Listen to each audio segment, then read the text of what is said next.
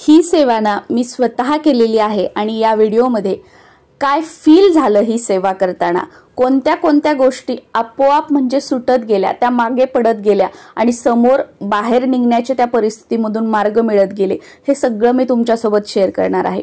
ना कोणतं पारायण, ना कोणती पूजा मांडणी, ना इथेच बसून करा तिथेच बसून करा, ना कोणती माळ, एवढंच करा, ना कोणते नियम, ना कोणत्या अटी, काहीच नाही। पण रिझल्ट जो आहे तो तुम्हाला 100% काय, अगदी 1001% बघायला मिळेल। तुम्ही नवीन सेवेकरी आहात, तुम्ही जुने सेवेकरी आहात, तुम्ही कधीच कोणत्या देवाला तुम्ही शरण गेले नाही किंवा कोणत्या देवाला तुम्ही मानत नाही, कधीच या गोष्टी केल्या नाही, तरी सुद्धा एक वेळा तुम्ही हे ट्राय करून बघा। कारण याचे अनुभव तुम्हाला इतके चांगले येतील ना की तुम्हाला वाटेल अरे एवढी साधी गोष्ट होती आणि आजपर्यंत मला माहित नव्हती, आणि मग मी याच्यामध्ये ह्या वस्तू घरात आणून भिंतीवर लावा, त्या वस्तू गळ्यात घाला, या वस्तू हातामध्ये घाला, हे इथे असं करा, देवघरामध्ये हे ठेवा, ते करा। बापरे, बघायला गेलं तर खूप साऱ्या गोष्टी। मग या सगळ्या गोष्टींमध्ये जर आपण घुसलो ना, आपली परिस्थिती तर दुसरीकडेच राहते, आपल्या मनाची अशांती तिसरीकडेच राहते, आणि जो आपल्या जवळचा पैसा असतो ना तो तर जातोच जातो, पण रिझल्ट काहीच मिळत नाही। त्याच्यामुळे अगदी प्रत्येक जणाने ही एक गोष्ट करून बघा, तुम्हाला खूप चांगले अनुभव येतील। नमस्कार सर्वांना, मी प्रांजली। तुम्ही सध्याला ज्या कोणत्या परिस्थितीमध्ये आहात, मी आता हे नाही सांगत की असं तसं तसं, आणि हा तर माझा लेटेस्ट अनुभव आहे। कारण तुम्हाला माहिती आहे की जानेवारीमध्ये मी सांगितलं होतं तुम्हाला की माझे बाबा वारले। मग आता भाऊ नाही, कोणी नाही, बाबा वारले, अचानक वारले की काही नसताना, म्हणजे ना कोणता आजार काही नाही, मग अचानक वारले। माझी बहीण बाहेर देशामध्ये, मग ह्या सगळ्या गोष्टी की कसं मॅनेज करायचं, मग त्याच्यामध्ये खूप असं गुरफटल्यासारखे, आता याच्यामधून पुढे मार्ग कसा काढायचा। तर त्या वेळेला ना मग जेव्हा अशी परिस्थिती असते ना, खरं सांगायचं तर देव सुद्धा करावं नाही वाटत, की देवासमोर बसावं पण नाही वाटत, ना कोणतं काही। आता हा विषय वेगळा की त्याच्यानंतर आता मी मागच्या फेब्रुवारीमध्ये पारायण केलेलं आहे, पण ते चला की एक, पण प्रत्येकाचंच असं नसतं की मी हे करू शकते। मग अशा वेळेला जगाच्या पाठीवर तुम्ही जिथे कुठे आहात ना, कुठेही तुम्ही असू द्यात, तुम्ही ट्रॅव्हलिंग मध्ये असा, तुम्ही ऑफिसमध्ये असा, तुमचं शॉप वगैरे असेल, तिथे कुठे तुम्ही असाल, तुम्ही जिथे कुठे राहता, स्वतःच्या घरामध्ये, भाड्याच्या घरामध्ये, तुमच्या घरामध्ये देवघर तर असेल ना, ठीक आहे। आता असं समजू की घरातील इतर लोकांना चालत नाही, मग मी सेवा केलेली, मग असं केलेली, तर देवघरासमोर नाही बसलं तरी सुद्धा चालेल। तुमची एखादी रूम तर असेल ना, बेडरूम वगैरे, किंवा ऑफिसमध्ये कुठे असाल तर एखादी चेअर किंवा तिथे खाली बसायला वगैरे कुठे जागा असेल तर एक आसन घ्या बसायला, आणि ते पण हे घेऊ का ते घेऊ का, कोणतंही घ्या, फक्त बसायला पाहिजे। कारण का, जर जमिनीवर फरशीवर बसून आपण सेवा केली ना तर त्याचा आपल्याला काहीच फायदा होत नाही, ती धरती मातेला समर्पित होते। त्याच्यामुळे बसायला एक आसन घ्यायचं आहे, त्या आसनावर बसा आणि डोळे बंद करून, ना माळ ना टायमिंग लावू नका, काहीच करू नका। जोपर्यंत तुमचं मन स्थिर राहतं, जोपर्यंत तुमच्या मनाला वाटतं की हा मला आनंद वाटतोय, मला हे करावंसं वाटतंय, मला हे करावंसं वाटतंय, हे चालू आहे, तोपर्यंत माझं मन शांत राहतंय, तोपर्यंत तुम्ही श्री गुरुदेव दत्त किंवा श्री स्वामी समर्थ या दोन्हीपैकी, किंवा तुम्ही ज्याही देवाला मानता, ज्याही गुरूंना मानता, मी हे सुद्धा तुमच्यावर बंधन टाकणार नाही की मी श्री गुरुदेव दत्त करते या मंत्राचा जप म्हणून तुम्ही तोच करा, किंवा श्री स्वामी समर्थ या मंत्राचा करा, नाही। तुम्ही ज्याही देवाला मानता, तुम्ही म्हणजे कधी असं अडचणीच्या काळी वगैरे आपोआप तुमच्या हृदयातून जे नाव निघतं ना, त्या देवाचा, त्या गुरूंचा जप तुम्ही स्थिर, मन तुमचं शांत आहे तोपर्यंत तुम्ही करा। कोणतंच बंधन नाही, 1 माळी करू का, 11 माळी करू का, 10 मिनिटं करू का, 15, नाही। तुम्हाला वाटतं तोपर्यंत तुम्ही करा। सुरुवात तर तुम्ही करा, 1 दिवस करा, 2 दिवस करा, हे हळूहळू तुमच्याकडून ते होत जाईल। कारण का, की कोणतंच बंधन तुमच्यावर लादलेलं नाहीये। आणि ज्या वेळेला मी तुम्हाला म्हटलं की नाही तुम्ही आजपासून 11 माळी जप करा, तुम्ही 1 दिवस कराल, 15 दिवस कराल, 20 दिवस कराल, त्याच्यानंतर काय, चला काहीतरी अडचण आली, मग 4 दिवस नाही केला, चला 2 दिवस केला, 8 दिवस नाही केला, 15 दिवस केला, अशा गोष्टी होतील। कारण तिथे तुम्हाला बंधन आहेत आणि तुम्हाला नाही हे करायचंच नाही, मला हे करावंच लागेल, मग ही सेवा अशीच असते, तर इथे तुम्हाला कोणतंही बंधन नाही। आपल्याला इथे नामस्मरण करून काय करायचं आहे, महाराजांच्या जवळ जायचं आहे। आणि जेव्हा तुम्हाला वाटतं तोपर्यंत तुम्ही या पद्धतीने जपाला सुरुवात कराल ना, तर त्यावेळेला तुम्हाला एक प्रकारची जी आतून शांतता असते ना आपल्या, की हृदय भरून आलेलं असतं, पुढे काय करावं काय नाही कळत नाही, याच्यातून मार्ग कसा काढावा कळत नाही, असं वाटतं की माझं डोकं बांधलेलं आहे, मला आता काहीच कळत नाही की पुढे काय करावं.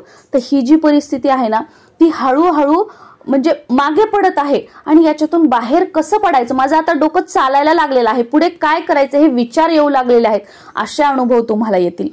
आणि मग त्या परिस्थितीतून बाहेर पडण्याच्या ज्या गोष्टी आहेत ना त्या आपोआप सगळ्या घडू लागतील. कारण तुमचं डोकं चालू लागेल. का चालू लागेल?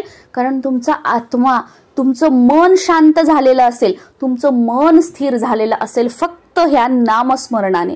आणि तेही कोणतेही नियम नाही, एवढं नाही तेवढं नाही, जे काही तुमच्या मनाला वाटतं त्याच्यापासून तुम्ही सुरुवात केली.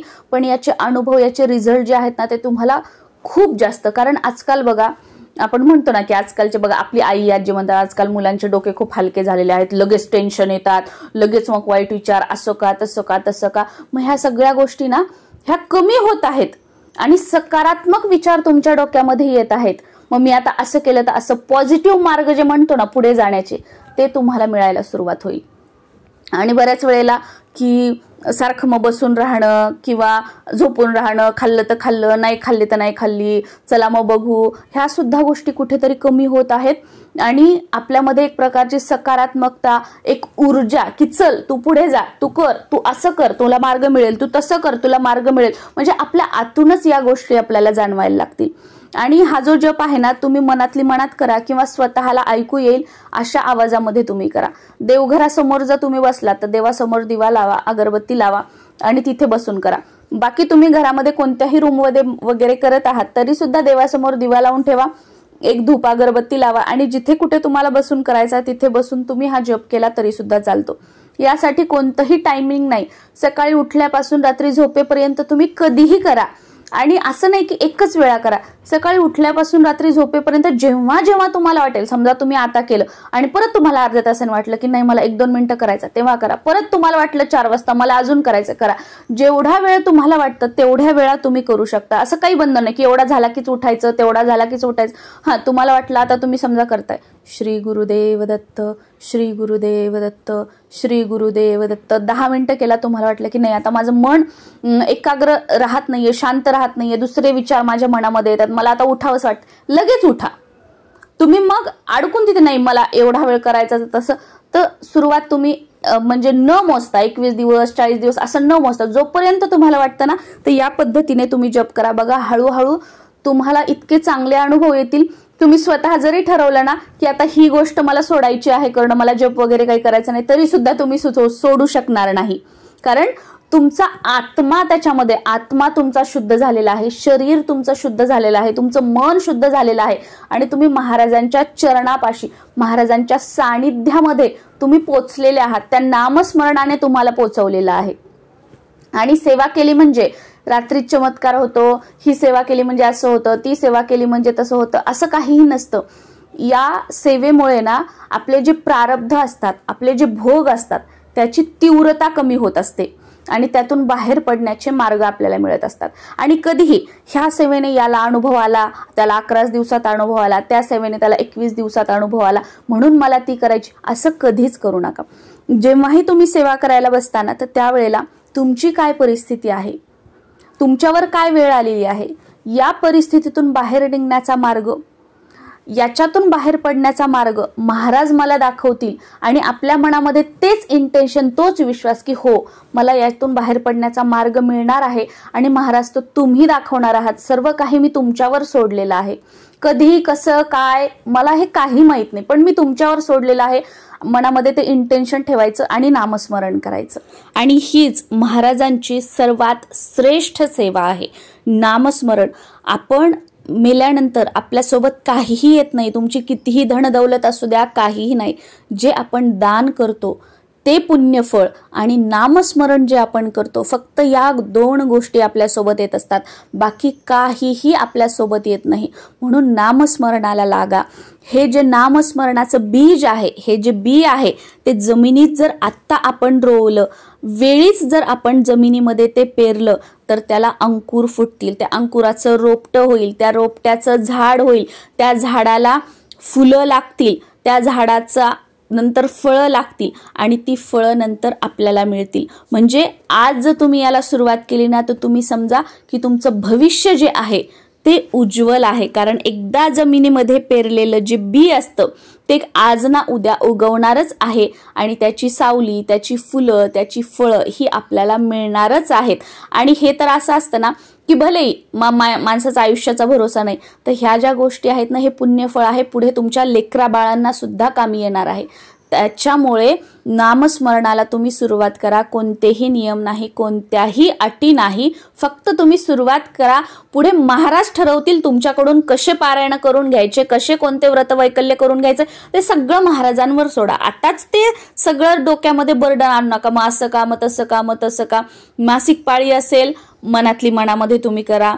तुम्ही कुठे सुतक वगैरे आहे, मनातली मनात तुम्ही करू शकता भले, कारण आपल्याला कुठे काही हात लावायची गरज नाही, मांडणी करण्याची गरज नाही ना, माळ्याची गरज नाही कशाची. त्याच्यामुळे कोणतेही बंधन नाही. फक्त एवढं की नॉनव्हेज वगैरे खाऊन हे करू नका. एक तर तुम्ही सोडू शकत नसाल तर अगोदर आपलं मग सकाळी वगैरे तुम्ही थोडासा काही टायमिंग ठरवा की हां मी हे माझं अगोदर करून घेईल आणि त्याच्यानंतर मग मी हे खाईल वगैरे. तशा काहीतरी गोष्टी करा. कारण करायचं म्हटलं ना आपण त्याच्यातून मार्ग खूप काढू शकतो. आणि मग ही चूक झाली तर असं देव तशी शिक्षा करेल, देव असं करेल.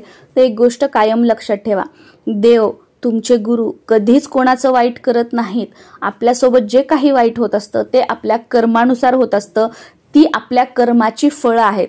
या उलट ज्या आपण या सेवा करतो, देवाचं तुम्ही एक वेळा का होईना नाव घेता, तुमचे आईवडील ज्या काही सेवा व्रत वैकल्य करतात, यामुळे ना आपले जे भोग असतात, आपलं जे प्रारब्ध असतं त्याची तीव्रता कमी होत असते. ह्या काही गोष्टी केल्याने रात्रीतून चमत्कार होणार, मग नाही केल्या तर शिक्षा मिळणार, अशा गोष्टी काहीही नसतात. इथे फक्त तुमचा विश्वास महत्वाचा आहे. नाही की मी 11 दिवसांची सेवा केली मला अनुभव आला नाही, त्यांनी तर 5 दिवसाची केली त्याला अनुभव आला, याने ही सेवा केली त्याला अनुभव आला. या गोष्टींमध्ये तुम्ही गुरफटले जाल ना तर तुम्हाला कधीच कोणत्या सेवेचा अनुभव येणार नाही आणि कधीच तुम्ही परमेश्वराच्या जवळ पोहोचू शकणार नाही. त्याच्यामुळे या सगळ्या गोष्टी थोड्याशा दूर ठेवा. मनापासून, हृदयातून ज्याही देवाला, ज्याही गुरूंना मानता त्यांचं फक्त नामस्मरण करायला सुरुवात करा.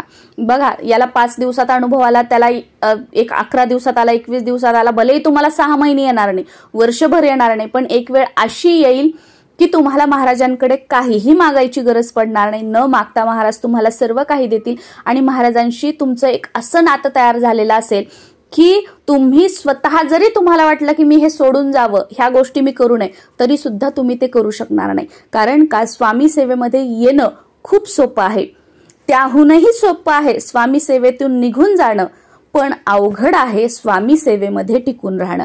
आणि सुरुवात जर तुम्ही इथपासून केली, या अगदी बेसिक गोष्टीपासून केली, तर तुम्हाला स्वामी सेवेत टिकून राहणं म्हणजे हे अवघड सोडा, सोपं सोडा, म्हणजे आपल्या श्वासाच्या शेवटच्या श्वासापर्यंत आणि त्यानंतरही तुमच्या हृदयामध्ये महाराज राहतील आणि कायम तुमच्या मुखामध्ये म्हणा किंवा हृदयात याच्यामध्ये सेवा सेवा सेवा या गोष्टी राहतील. नमस्कार.